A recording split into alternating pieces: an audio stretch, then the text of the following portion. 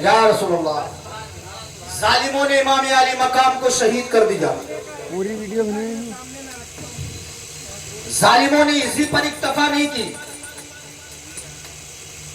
بلکہ ناموس رسالت کے خیمے جلا دیے گئے، خیموں میں آگ لگا دی جاتی ہے.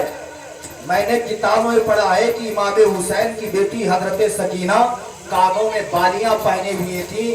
ایک ظالم جاتا ہے حضرت سکینہ کی کانوں کی بالیاں نوچ لیتا ہے. کتنا کمبخت تھا وہ ہاتھ تو حضرت سکینہ کے چہرے پر پڑا تھا. کتنا کمبخت تھا وہ ہاتھ جو رخ سکینہ پر پڑا تھا. کوفیوں نے اسی پر اتفاق نہیں کیا تھا. شام کا وقت ہو جاتا ہے. درود شریف پڑھ لیجیے. اللہم صلی علی سیدنا مولانا محمد وآلہ وسلم صلاۃ و سلام علیک یا رسول اللہ صلاۃ و سلام علیک یا حبیب اللہ. کوفیوں نے اسی پر اتفاق نہیں کیا. شام کا وقت ہو گیا. شام کے وقت یزیدی چین و آرام کی نیند سو رہے. ناموس رسالت کی مقدس بیویاں ہیں جن کو نیند نہیں آ رہی. میری طرف توجہ کیجیے. اندازہ لگائیے اگر کسی کے گھر میں ایک میت ہو جائے، ایک انتقال ہو جائے، پورے محلے میں سناٹا چھا جاتا ہے. آسا قربا دوست و احباب آ کر کے گھر والوں کو تسلی و تشفی دیتے ہیں، لیکن وہاں کون کسی کو سہارا دیتا؟ کسی کا باپ شہید ہوا، کسی کا بیٹا شہید ہوا، کسی کا بھائی شہید ہوا، کسی کا بھانجا شہید ہوا، کوئی کسی کو تسلی و تشفی دینے والا وہاں نہیں ہے. رات کاٹے نہیں کٹ رہی. یزیدی چین کی نیند سو رہے. رات کے وقت میں امام علی پڑھنے لگتی. تلاوت کرتے کرتے اچانک بھائی حسین کی یاد آ گئی. آنکھوں سے آنسو نکلنے لگے. دل میں خیال کرتی بھائی مدینے سے مکہ، مکے سے کربلا تک میں نے ساتھ دیا لیکن تم چھوڑ کے چلے گئے. اتنی فریاد کرتی ہے. امام حسین کی بہن سیدہ زینب میدان کربلا میں پہنچتی اپنے بھائی امام حسین کا لاشا تلاش کرنے کے لیے. اندازہ لگائیے جس بہن کے سامنے اس کے بھائی کا لاشا پڑا ہو، بہن کی کیفیت کا عالم کیا ہوگا. امام حسین کی بہن سیدہ زینب بھائی کے لاشے کو تلاش کر رہی. تلاش کرتے کرتے بھائی کے لاشے کو تلاش کر لیا. بھائی کے سر کو بھی ڈھونڈ لیا. جب آقا حسین کے سر کو سیدہ زینب نے تلاش کیا، سر حسین کو لیتی ہے، اپنے دوپٹے سے اپنے بھائی حسین کا سر پاک صاف کر رہی. گرد و غبار میں اٹا ہوا چہرہ تھا. بہن اپنے دوپٹے سے بھائی کا سر صاف کر رہی. گلے میں خون ہے. اپنے دوپٹے سے سیدہ زینب نے گلے کے خون کو صاف کیا. صاف کرنے کے بعد درد میں ڈوبی ہوئی آواز نکالتی ہے، وا محمدا وا محمدا. اندازہ لگائیے بہن اپنے بھائی کے سر کو صاف کرے، گلے سے لگا ہوا خون صاف کرے، بہن کی دل کی کیفیت کیا ہوگی. آواز دیتی ہے وا محمدا وا محمدا. اتنے میں سیدہ زینب کو دو سائے نظر آتے ہیں. گریو زاری کر رہی ہے، آنکھوں سے آنسو نکل رہے.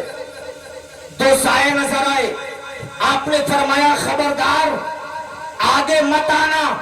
ایک نقاب پوش خاتون اپنے بھائی کے لاشے پر پہرا دے رہی ہے. آواز آتی بیٹی میں کوئی اور نہیں ہوں. سیدہ زینب نے پہچان لیا یہ تو میرے بابا علی کی آواز ہے. فرمایا خبردار آگے مت آنا. ایک نقاب پوش خاتون اپنے بھائی کے لاشے پر پہرا دے رہی ہے. آواز آتی بیٹی میں کوئی اور نہیں ہوں، میں تو تمہارا باپ علی ہوں. اس آواز کا سننا تھا سیدہ زینب کی سسکیاں بن گئی. عرض کرتی ہے بابا آپ اس وقت کہاں تھے جب قاسم کی جوانی لٹ رہی تھی؟ بابا آپ اس وقت کہاں تھے جب عباس لمبردار کے پاس وہ قلم کیے جا رہے تھے؟ بابا آپ اس وقت کہاں تھے جب علی اکبر علی اصغر کی حلق میں تیر پہ بست ہو رہا تھا؟ بابا آپ اس وقت کہاں تھے جب علی اکبر کے حلق پر تیر چلایا جا رہا تھا؟ بابا آپ اب آئے ہیں۔ بابا آپ اس وقت کہاں تھے جب آپ کے نازوں کے پالے حسین کے گلے پر خنجر چلایا جا رہا تھا؟ آواز آتی بیٹی ہم سب یہی موجود تھے، تمہارے نانا مصطفیٰ جیسا چاہتے تھے میرے بیٹے حسین نے ویسا امتحان دے دیا ہے، جیسا چاہتے تھے نانا مصطفیٰ ویسا میرے بیٹے حسین نے امتحان دے دیا ہے۔ المختصر یہ صبح نمودار ہوئی، اب یہ لٹا ہوا قافلہ 11 محرم آتی، 12 محرم 13 محرم الحرام کو لٹا ہوا قافلہ میدان کربلا سے چلا۔ توجہ ہے؟ سن رہے ہیں آپ حضرات؟ پیار سے بولتے ہیں یا حسن یا حسین؟ 13 محرم الحرام کو لٹا ہوا قافلہ میدان کربلا سے چلا۔ چلتا چلتا چلتا چلتا راستے میں بہت کرامتوں کا ظہور ہوا۔ 27 محرم الحرام کو شہر حلب سے 12 کلومیٹر پہلے ایک چوراہا پڑتا ہے، اس چوراہے پر ایک نابینا بھیک مانگ رہا تھا، علی کے نام کی خیرات دے دو، نبی کے نام کی خیرات دے دو۔ اس نابینا نے دیکھا کہ ڈھول تاشے بجتے ہی آ رہے ہیں، اس نابینا کو ایسا لگا کہ کوئی بارات آ رہی ہے۔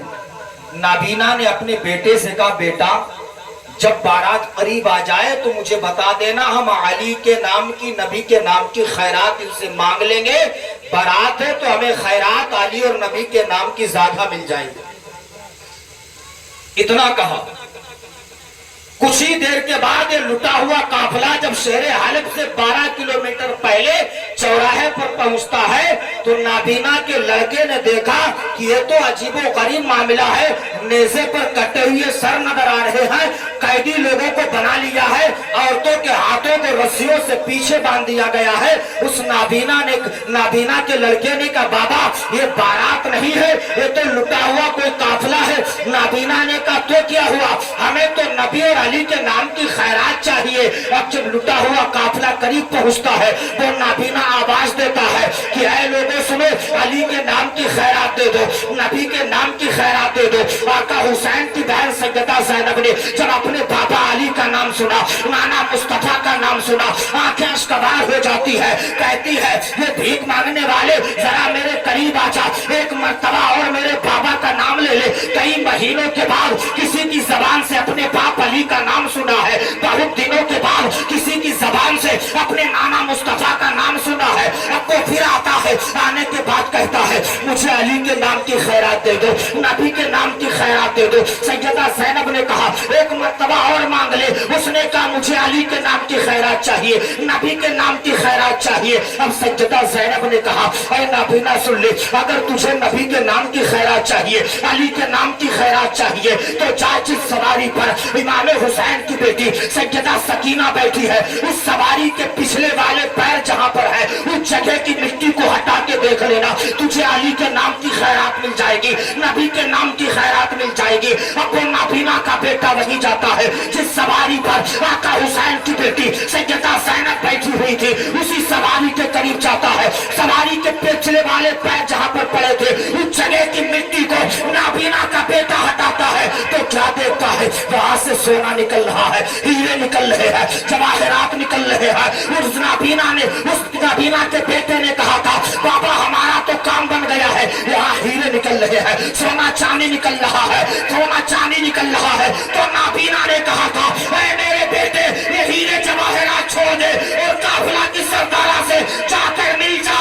تو بیٹے نے کہا تھا بابا ایسا کیوں؟ تو نابینا نے کہا تھا اے میرے بیٹے سن لے، یہاں پر جو سونا نکل رہا ہے یہ اس بات کی دلیل ہے یا تو یہاں سے رسول اللہ کی بیٹی کا گزر ہوا ہے یا تو یہاں سے علی کی بیٹی یا تو یہاں سے علی کی بیٹی سیدہ طیبہ حضرت سیدہ زینب کا یہاں سے گزر ہوا۔ ماشاءاللہ، نعرہ تکبیر۔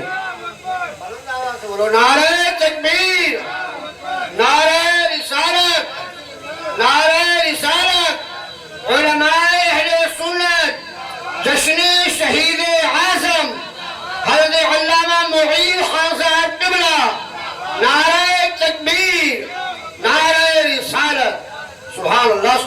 اس نابینا نے کہا تھا یا تو یہاں سے نبی کی بیٹی کا گزر ہوا یا تو علی کی بیٹی کا گزر ہوا، یا نبی کی بیٹی کا گزر ہوا ہے یا علی کی بیٹی کا گزر ہوا ہے، اسی لیے یہاں سے سونا اور چاندی نکل رہا۔ کہہ دو سبحان اللہ۔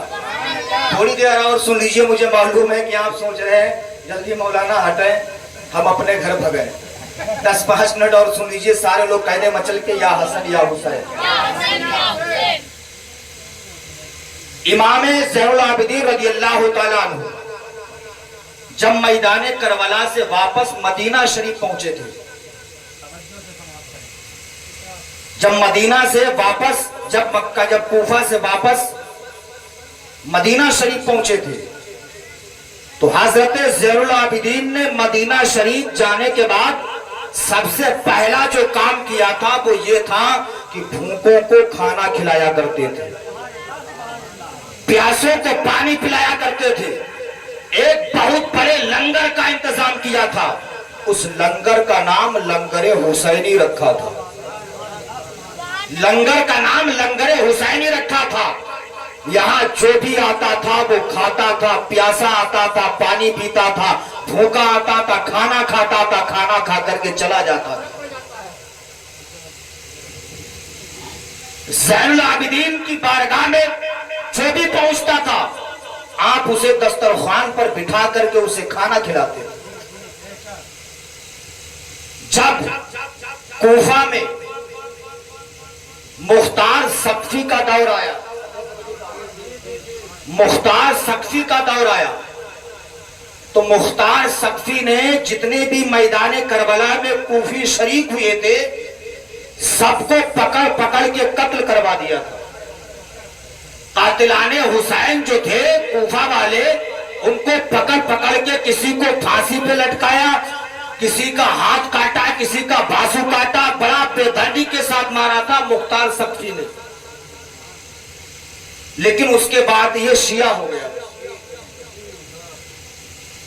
مختار سقفی نے جب بدلہ لینا شروع کیا تو شمر لعین جس نے امام علی مقام کے گلے پر خنجر چلایا تھا، جب شمر کو معلوم چلا کہ قاتلان حسین کا بدلہ لیا جا رہا، یہ کوفہ سے بھاگ کر کے مدینہ شریف پہنچا۔ جب مدینہ شریف پہنچا تو کئی دن کا بھوکا تھا، کئی دن کا پیاسا تھا۔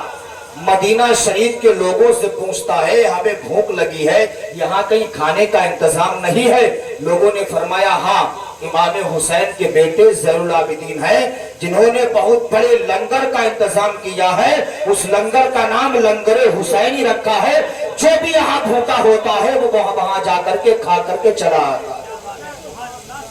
جب شمر نے سنا کہ امام حسین کے بیٹے زین العابدین نے، تو اس نے سوچا پہچان تو نہیں پائیں گے، کئی دن کا بھوکا تھا۔ زین العابدین کے دسترخوان پر پہنچا امام حسین کے بیٹے، حضرت زین العابدین نے جب شمر کو دیکھا پہچان لیا یہ میرے باپ امام حسین کا قاتل ہے، پہچان لیا۔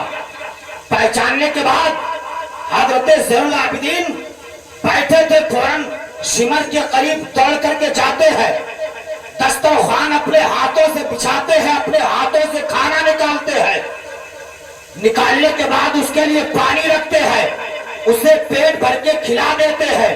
کھلانے کے بعد شمر لعین دسترخوان سے اٹھ کے پھر چلا جاتا، پھر بھوک لگتی پھر آ جاتا، پھر کھا کے چلا جاتا، پھر بھوک لگتی پھر آ جاتا۔ معلوم چل گیا کہ کوفہ کے حالات سامان ہو گئے، اب مختار سقفی کچھ بھی نہیں کر رہا۔ اس نے سوچا لاؤ مدینہ شریف سے کوفہ چلے جائے، وہاں کے حالات صحیح ہو گئے۔ پھر یہ گیا حضرت زین العابدین دسترخوان پر، اس نے کھانا کھایا، کھانا کھا کر کے اس نے کہا عابدین اب میں اپنے شہر جانا چاہتا ہوں۔ امام حسین کے بیٹے امام زین फरमाया ठहर जाओ। वो वहीं पर खड़ा हो गया। इमाम हुसैन के बेटे अपने घर जाते हैं। जाने के बाद खाना एक पोटली में बांधते हैं, खजूरें रखते हैं, मशकीजे में पानी भर के लाते हैं। लाने के बाद शिमर को खाना दे देते हैं, पानी भी दे देते हैं, खजूरें भी दे देते हैं। जब वो चलने लगता है, इमाम हुसैन के बेटे ने अपने जेब में हाथ डाला। डालने के बाद उसे इनाम भी दे दिया। जब इनाम दिया, वो चंद कदम आगे बढ़ा, फिर दौड़ के आता है। आने के बाद कहता है, ए हुसैन के बेटे ज़ैनुल आबिदीन, क्या तुमने मुझे पहचाना? मैं कौन हूँ? हज़रत ज़ैनुल आबिदीन ने फरमाया, हाँ महाराज, तुम मुझसे कह रहा है, मैंने तुझे पहले दिन ही पहचान लिया था कि तू मेरे बाप हुसैन का कातिल है। अब शिमर ने कहा, तुम जानते भी थे कि मैंने तुम्हारे बाप का गला काटा है, फिर भी तुमने अपने दस्तरखान से हमें खाना भी खिलाया है, हमें पीने के लिए पानी भी दिया है। जब हम अपने मुल्क जा रहे हैं, अपने वतन जा रहे हैं, तुमने खाना भी बांध दिया है, पानी भी भर के दे दिया है, खजूरें भी दे दी है। इतना कहना था। हज़रत ज़ैनुल आबिदीन ने फरमाया, ए शिमर सुन ले, ये तुम्हारे घर का दस्तूर था कि तुमने 3 दिन तक हमारे आका, हमारे अब्बा जान को मैदान करबला में भूखा रखा, प्यासा रखा, बच्चों को प्यासा सताया, तुमने उनको पर पानी बंद किया, खाना बंद किया। ये तुम्हारे घर का तरीका था। हम अपने दस्तरखान से तुम्हें खाना खिला रहे हैं, पानी पिला रहे हैं, तुम्हें इनाम इकराम से नवाज रहे हैं। वो तुम्हारे घर का तरीका था कि तुमने भूखा शहीद किया है। ये हमारे घर का तरीका है कि हम तुम्हें खाना भी खिला रहे, पीने के लिए पानी भी अता कर रहे। नारे तकबीर, नारे तकबीर, नारे रिसालत, नारे रिसालत, नारे शहदाए करबला, नारे शहदाए Karbala, Husaini committee, Husaini committee, नारे तकबीर, नारे रिसालत। हुसैनी कमेटी वाले कहाँ हैं? अरे सुभान अल्लाह, कितने हसास तुम्हारे चेहरे हैं। हुसैनी कमेटी वालों, अरे जो हुसैन के नाम पे तुम्हें